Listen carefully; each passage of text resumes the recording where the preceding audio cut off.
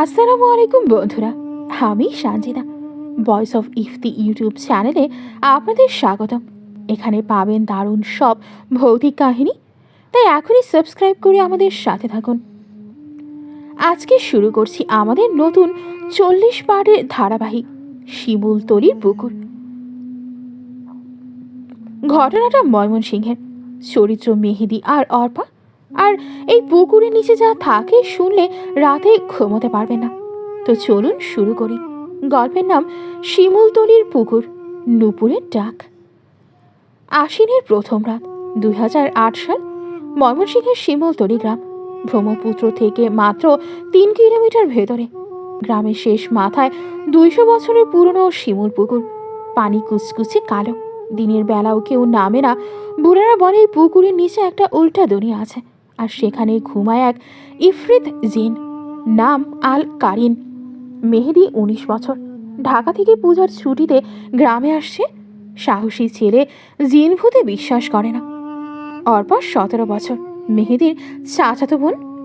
ভীতু মেয়ে, রাত হলেই ঘর থেকে বের হয় না। রাত 11:45, লোডশেডিং। মেহেদি বারান্দায় দাঁড়ানো, হঠাৎ পুকুরের দিক থেকে ভেসে এলো শব্দ, ছন ছন, নুপুরের শব্দ। অর্পা দৌড়ে এলো, মুখ সাদা। ভাই আমার, জানালায় কেউ নখ দিয়ে আঁচড়াচ্ছে। ফিস ফিস করে বলতেছে, আলতা পড়ছিস? আজ তোর পাড়া। মেহেদি টর্চ নিয়ে পুকুরের পাড়ে গেল।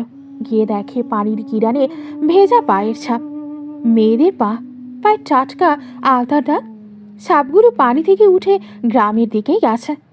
হঠাৎ পানির মাঝখান থেকে ভেসে উঠল একটা মাথা, চুল পানিতে ছড়ানো, মুখ সাদা, চোখের মনি নাই, পুরা সাদা, পায়ে রূপা নুপুর।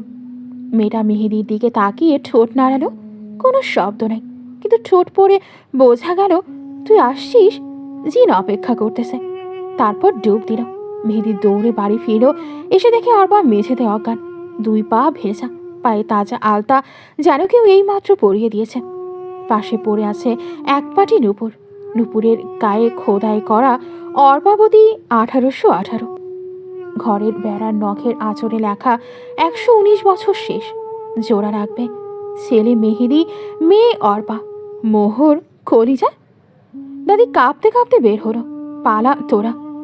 1818 সালে নবাব 7টা বাইজি ডুবাইছিল এই পুকুরে জিনরে খুশি করতে।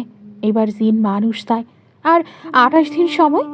আশ্বিনের শেষ অমাবস্যায় খেলা শেষ। ঠিক তখনই বাড়ির সব আয়না চরচর করে ফেটে গেল। ভাঙা আয়নার ভেতর থেকে ভেসে এলো গর্জন, মানুষের না জিনের। বন্ধুরা, প্রথম পর্ব এখানেই শেষ। কে এই আল কারিম? 119 বছর পর কেন মেহেদি আর অর্পাকে লাগবে? জানতে চাইলে পর্ব 2 মিস করবে না। আর শেষে যদি আপনারা আরও একরকম ভৌতিক কোনো কাহিনী শুনতে চান, তাহলে আমাদের ভয়েস অফ ইফতি চ্যানেলটি সাবস্ক্রাইব করে আমাদের পাশেই থাকুন। এবং যদি কারো জীবনে যদি ভৌতিক কাহিনী থেকে থাকে, তাহলে আমাদের হোয়াটসঅ্যাপ নাম্বারে শেয়ার করতে পারেন। আমাদের হোয়াটসঅ্যাপ নাম্বার ডেসক্রিপশনে দেওয়া থাকবে।